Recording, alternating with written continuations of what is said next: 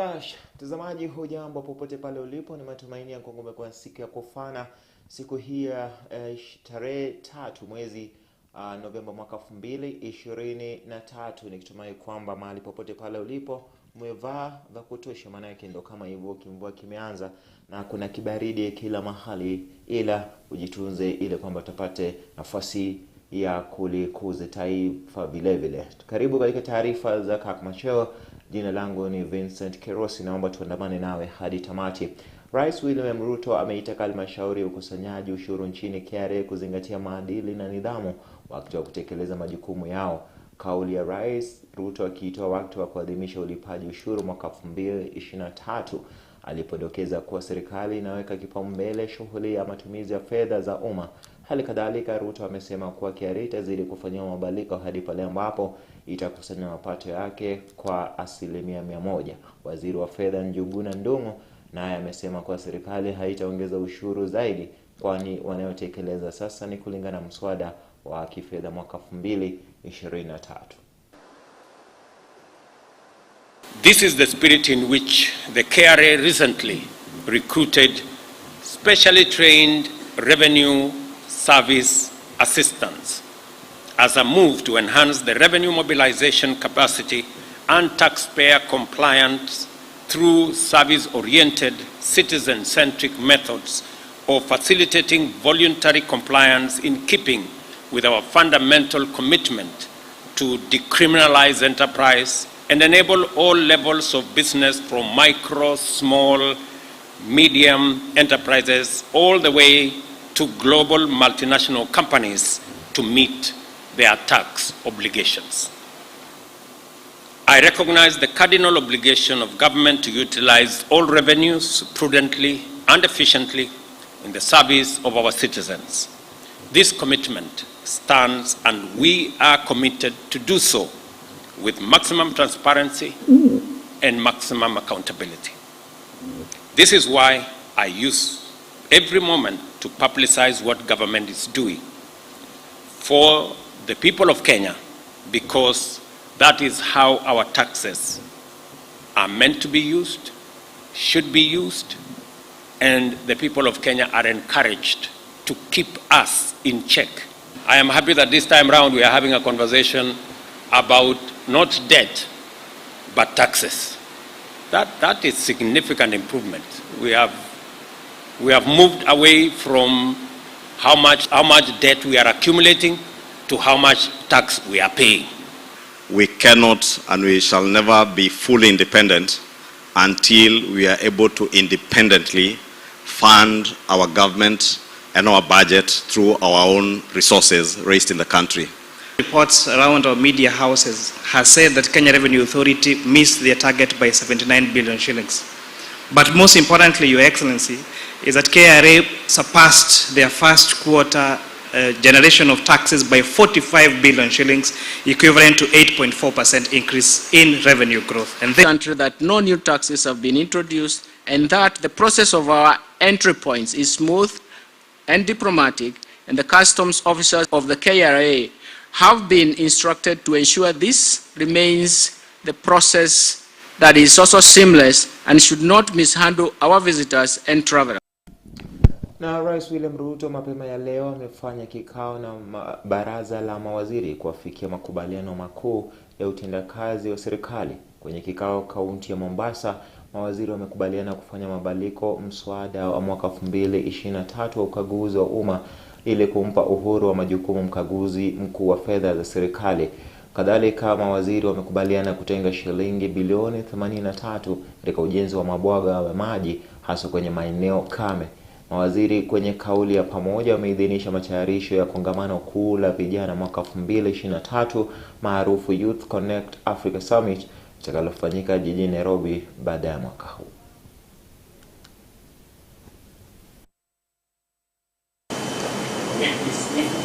There is simply no space for wastage or corruption, because that would be the recipe for disastrous failure.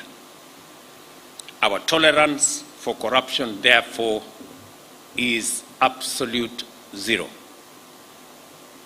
In line with this, today the Cabinet approved Public Audit Amendment Bill 2023, which will enhance the Auditor General's independence and transparency to ensure proper utilization of public resources through audits and also provide power for fraud investigation. Na baada ya ziara ya siku 4 nchini, hatimaye mfalme wa Uingereza Charles III na Malkia Camilla wameondoka kupitia uwanja wa ndege wa kimataifa Moi.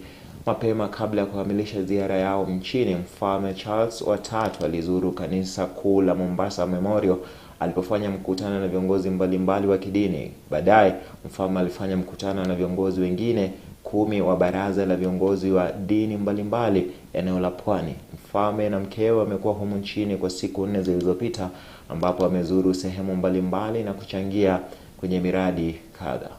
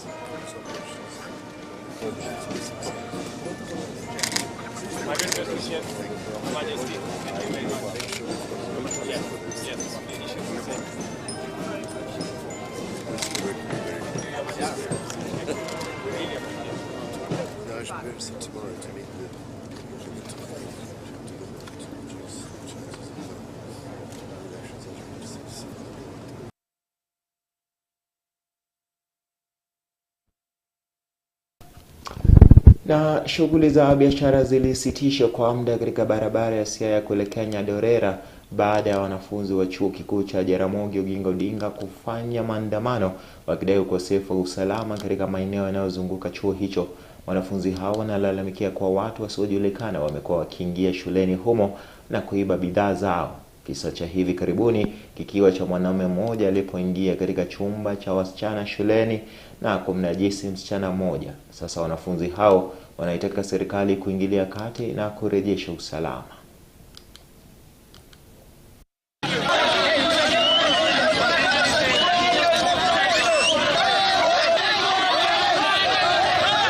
If they are not going to change the securities here, then we are going to demand that we be taken to main campus where security is. We cannot come here to be dumped here where there is a lot of insecurity, yet our lives are in danger. Communist power! Communist power! We are not going to accept. Before all those incidents happened, there was a student that was beaten down the forest. Yes. So we want the administration to tell us what is happening. Na washikadau 200 kutoka kaunti ya Baringo wamekongamana hii leo katika kituo cha marekebisho na mafunzo ya kiufundi cha Kabarnet leko kaunti hiyo kujadili swala la serikali kuhusisha raia katika uundaji wa sheria na bajeti ya muda mfupi. Mwanahabari wetu Kevin Mshiri anaripoti kwa wakazi hao wamekiri kwa iwapo serikali itawahusisha kwa kina ama itawahusisha basi ya raia katika shughuli hizo, itaweza kuleta maendeleo ya kuratibu kulingana na uhitaji wa maeneo mbalimbali. Kenya washikadau 200 kutoka kaunti ndogo 7 za kaunti ya Baringo wamekongamana katika ukumbi wa kituo cha marekebisho na mafunzo ya kiufundi cha Kabarnet kujadili swala la kuhusishwa kwao katika mipango ya serikali, hususan uundaji wa sheria na bajeti ya muda mfupi, ambapo wanasema kuwa miradi pamoja na mipango hiyo hufeli mara mingi kwa kuwa wapangaji hukutana mijini na kuarika washikadau wadogo kuwakilisha maoni ya umma, na kwa hiyo wanakosa kupata maoni maalum. Sasa hiyo mambo na sheria lazima mwananchi ahusike. Akizungumza na wanahabari, naibu kamishna wa kaunti ya Baringo Kati, Monica Idhatwa, amesema kuwa washiriki hao wametoa masuala sawia ambayo wangetaka serikali kushughulikia kwa dharura, yakiwemo usalama, ukulima, sekta ya afya na miundombinu. We had 200 participants including heads of department, officials from county government and other participants from our 7 sub-counties. It has been amazing. They have given their views on the areas that they would want considered for budgeting allocation. Majorly security issues, farming, health, and infrastructure. They have come out very clearly that they need. Washiriki hao vile wamependekeza serikali kujenga jela za watoto na kina mama katika kaunti hiyo ambayo inakumbwa na ongezeko la ukosefu wa usalama. Swala hili ndio muhimu.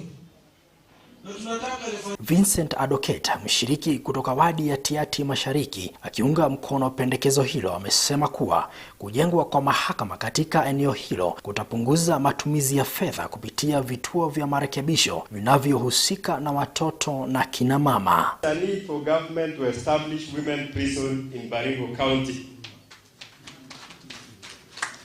Our women goes all the way from here to Eldoret or Nakuru. So there is a need to have one women's prison as well as also this juvenile prison. Hii ya watoto tukue nayo hapa. Kwa sababu pia kuna uhalifu kati ya watoto siku hizi. So tukue na prison yetu hapa. Serikali iangalie hapo, iweke pesa hapo. Vile kongamano hilo kupitia Advocate limependekeza uwepo wa maeneo ya karantini kwenye jela za maeneo hayo ili kupunguza uenezi wa magonjwa yanayoenea kwa haraka. You find nowadays a person who has got a TB, a criminal who has got a TB, is being left free to interact with the rest of the population who are safe. Unapata sasa TB inaenea. Washikadau hao aidha kupitia kasisi Isaia ya Tich wamependekeza kuwepo kwa mafunzo ya watu wazima na ofisi za kusajilisha watu katika kaunti ndogo za Baringo. Watoto walipokuja kutoka shule kwa hii mambo ya CBC, sasa wanakuja kutuuliza sisi wasasi, sijui imekaje. Tukaona kumbe kuna illiteracy katikati ya sisi wasasi. Kwa hivyo bado tunahitaji government upande wa adani. Akimalizia hotuba yake, katibu wa utawala katika idara ya unyunyiziaji Vincent Kerosi amewahakikishia washiriki hao kuwa maoni yao yatatiliwa maanani. Keleza mambo yale. I would like to assure the public that their comments will be taken into account. Mwananchi lazima sauti yake isikike. So yale ambayo yote mtasema yatawekelewa umuhimu, na pia wakati ambapo tutakuwa tunatekeleza tutakuwa tunawahusisha ili kuona kwamba maoni yenu yalichukuliwa na pia yanatekelezwa. Kwa sasa washikadau wamerudi nyumbani wakiwa na matumaini kuwa serikali itatimiza mapendekezo yao na kuwa hivi karibuni watapata maendeleo katika sekta mbalimbali walizotaja kuwa za maana zaidi katika maisha yao. Nikiripotia runinga ya Kirk, jina langu ni Kelvin Mushiri. Mtazamaji, ni robo saa baada ya saa 1 jioni. Kwa taarifa hii ya Kelvin Mushiri tunakwenda mapumziko mafupi. Tutarejea muda usio mrefu na taarifa nyinginezo. Usiende mbali.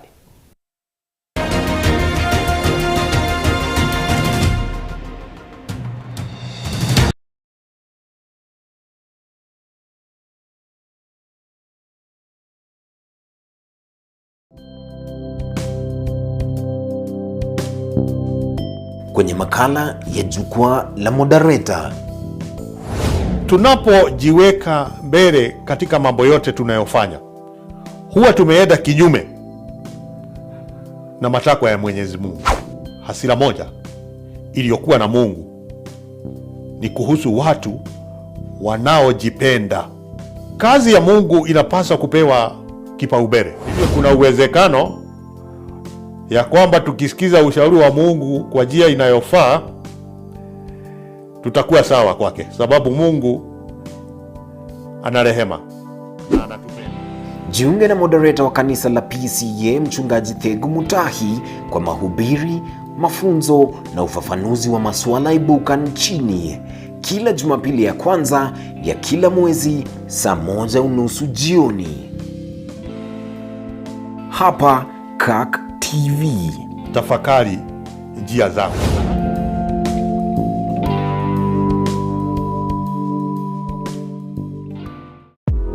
John Maxwell once said, "A reader is the one who knows the way, goes the way, and shows the way." Simply put, readership is all about vision and influence. Join me, Robert Waihenya Goge, the Secretary General of the Presbyterian Church of East Africa, every first Monday of the month from 8 p.m. as we microscopically look at the reality, specificity, and simplicity of leadership only on Kirk TV. Specificity. Uongozini, a show by the leader, for the leader.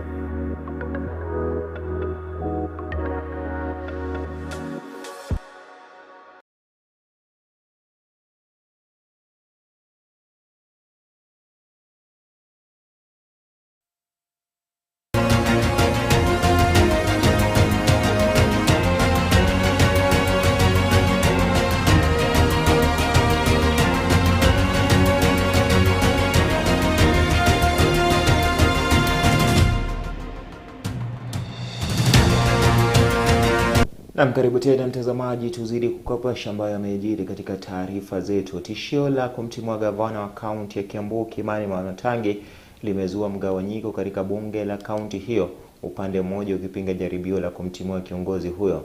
Siku ya Jumatano, mrengo mmoja ulitishia kumtimua Wamatangi ndani ya siku 21 iwapo hatakosa kuwateua mawaziri hitajika, katibu wa kaunti mkuu na bila shaka mkuu wa wafanyakazi wa kaunti pamoja na wasimamizi 6 wa manispaa. Hata hivyo, wawakilishi wadi wanaomuunga mkono gavana huyo wamepuuzilia mbali tishio hilo, wakisema madai hayo hayana msingi wowote. The importance of county assembly as far as oversight, transparency, accountability, representation and sustainable development. So if any member has queries on the issue of the county government, the best way is to do it through the structures of the assembly, not through the social media. We are about to lose 1.6 billion, the KUSP2 funding, because we have not been able to comply. We've not been able to get them. We have not been able to second the people who are supposed to be working in those stations. We've not been able to compose our boards, and our municipal managers are not contract serving. We have the elected members of the county assembly, 60 of us. We have the 36 members that are elected, and I know we have the number. 60 of us, we are in support of Governor Kimani Wamatangi. Na watu wawili wameaga dunia kufuatia mvua kubwa zilizokunya usiku wa kuamkia Ijumaa. Mmoja wao alifariki baada ya nyumba alimokuwa akilala kuporomoka katika eneo la Kisauni, kaunti ya Mombasa, huku mwingine mmoja akisombwa na maji katika eneo la Igembe, kaunti ya Meru. Kufuatia mvua hiyo, mamia ya familia wameachwa bila makao baada ya mto Athwana kupasua kingo zake usiku Alhamisi. Waathiriwa sasa wanaiomba serikali kuwapa msaada wa vyakula na malazi, huku naibu kamishna wa Tigania Magharibi Faith Murage akiwahimiza wakazi kwa makini nyakati hizi za mvua kubwa. We have school going children displaced or evacuated from schools. These are some of the consequences of the heavy downpour that we have. Mvua ilianza kunyesha kitu saa 6 usiku, ikaendelea mpaka asubuhi. Kuamka kitu kama saa 8 hivi nikaona nyumba karibu sote siko karibu kuloa maji. Nikasikia kwanza nyumba moja maji yameingia ndani, nikatoka nje, nikaita watoto, tukatoka nje tukakaa kando. Baada ya hapo tukatoka tukaenda kwa barabara. Kwa barabara pia maji huko ndiko imejaa sana zaidi. Last week maji inaingia kwa maboma. Sasa ile maji imeingia kwa maboma, unahamia kwa jirani yule yako karibu. Maji inawafuata mpaka huko. Sasa kama sasa hizi nimehama mboma kama 4. Sasa hata nimechoka, hata nimeacha manguo kila mahali. Mfugo yangu ingine imepotea, hata sijana, ni ng'ombe tu nimeona moja. Vile tuko hapa siwezi sema tumewaletea chochote, okay? Mimi nimekuja kujionea na macho yangu, mmeona nimechukua lot of videos, a lot of photos. Tumechukua majina hapa because kitu ya kwanza tunajua mumehamia kwa majirani, sio? Huko kwa majirani umehamia, una chakula umepeleka huko. So kile naweza promise tukiwa na wapi nani James? Yes. Hapa ofisi ya mheshimiwa. Yes. Ni tutafute chakula haraka iwezekanavyo, na najua tukishirikiana na ofisi na vyuo vikuu vimehimizwa kufadhili kukuza uvumbuzi, kusaidia wajasiriamali vijana pamoja na ubunifu miongoni mwa vijana. Akizungumza makamu naibu chancellor wa chuo kikuu cha KCA Professor Vincent Kerosi amesema kwa ushirikiano miongoni mwa washikadau utachangia katika ubunifu wa vijana kupata mapato. Kwenye kongamano la kila mwaka la uvumbuzi lilowaleta pamoja wataalamu mbalimbali kukongamana, wanafunzi wa vyuo vikuu walioshiriki wamepata fursa ya kuonesha uwezo wao kwenye uvumbuzi wa teknolojia katika biashara. Kwenye kauli mbiu ya mwaka kuhusu uhusiano wa masomo kwenye vyuo vikuu kuendeleza uvumbuzi, zaidi ya washiriki 2000 walikongamana kwenye chuo kikuu cha KCA, huku baadhi yao wakituzwa. Kenya has taken off with more than 60,000 young people. I think the academia must work with the industry to ensure that we provide an enabling environment for research, for science, for technology, for innovation and commercialization of research outputs.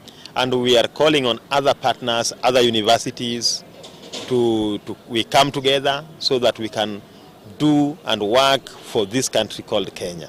Innovation is about actually finding solutions to problems, and we have technologies that enable us to do this. It's been an exciting week, and we've been able to offer thought leadership, especially to this particular event. That was the main thing, networking, then also the training and being incubated now into the school's innovation hub. Let it not be something we're doing to just tick a box. So last mile connectivity, and what I mean by this is after the winners have presented the ideas and won the grants, some further support, capacity building, be it like acceleration, incubation. It would be a great help if the government will step in and offer maybe incubation services or other funding services to these particular innovators so that they could take their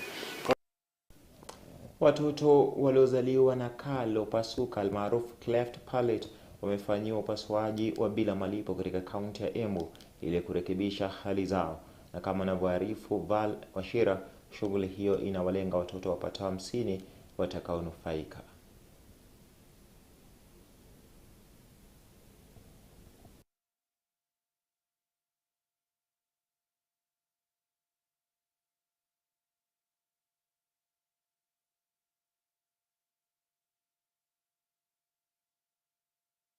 Anafahamisha kwamba taarifa hiyo inaandaliwa na itakapokuwa tayari bila shaka itakuwa inakujia muda usio kwa mrefu. Ni kuhusiana na watoto ambao wamezaliwa na kalo pasuka maarufu kama ulivyosikia hapo cleft palate, mtazamaji, wakipata huduma za afya bila malipo katika kaunti ya Embu.